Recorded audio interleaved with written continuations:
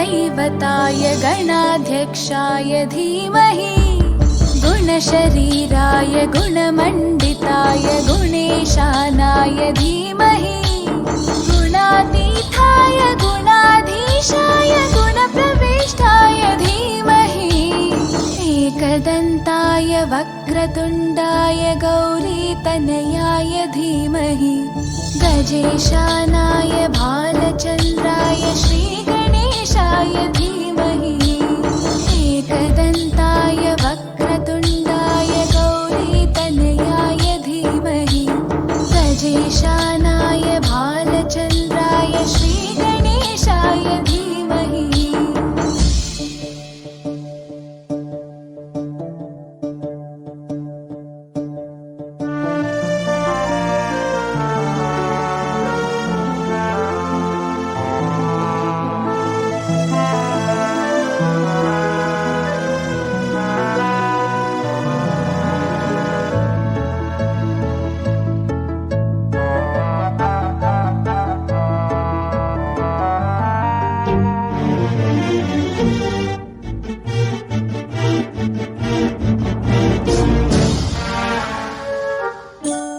गानचतुराय गानप्राणाय गानान्तरात्मने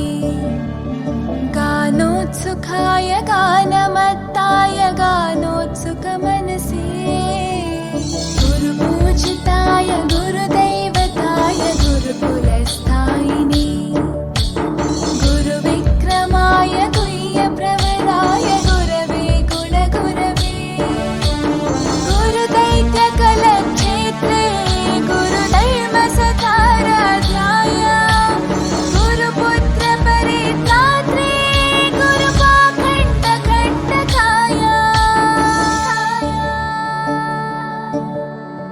गीतसाराय गीततत्त्वाय गीतगोत्राय धीमहि गूढगुल्फाय गन्धमत्ताय गोजयप्रदाय धीमहि गुणातीताय गुणाधीशाय गुणप्रविष्टाय धीमहि एकदन्ताय वक्रतुण्डाय गौरीतनयाय धीमहि गजेशानाय भालचन्द्राय श्रीगणेशाय धीमहि एकदन्ताय वक्रतुण्डाय गौरीतनयाय धीमहि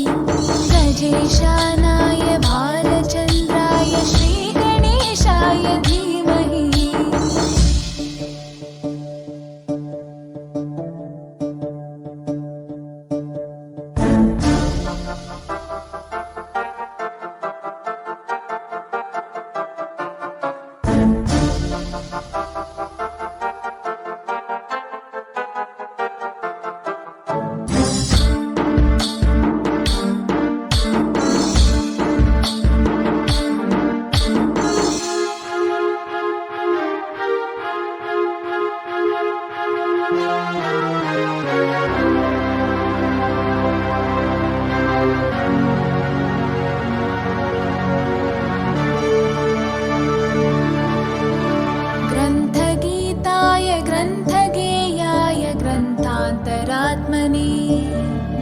गीतलीनाय गीताश्रयाय गीतवाद्यपटवे ध्येयचरिताय गायगवराय गन्धर्वप्रियकृपे गायकाधीनविग्रहाय गङ्गाजलप्रणयवते गौरीस्तनन्दनाय गौरीहृदयनन्दनाय गौरभानुसुताय गौरीगणेश्वराय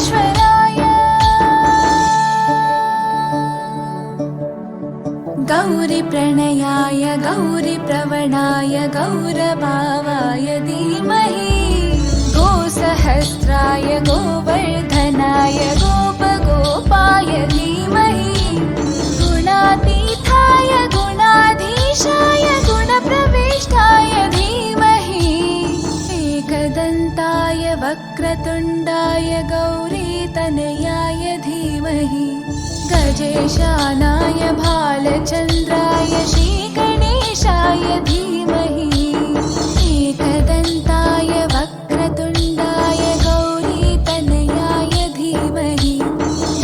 गजेशानाय भालचन्द्राय श्रीगणेशाय धीमहि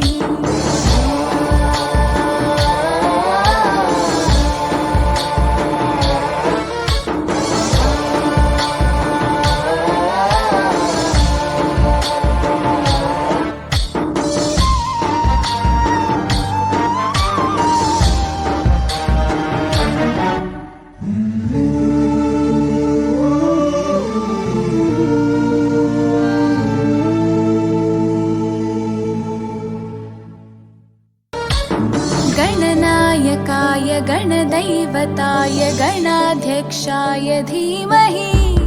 गुणशरीराय गुणमण्डिताय गुणेशानाय धीमहि गुणातीताय गुणाधीशाय गुणप्रविष्टाय धीमहि एकदन्ताय वक्रतुण्डाय गौरीतनयाय धीमहि गजेशानाय भालचन्द्राय श्रीगणेशाय धीमहि एकदन्ताय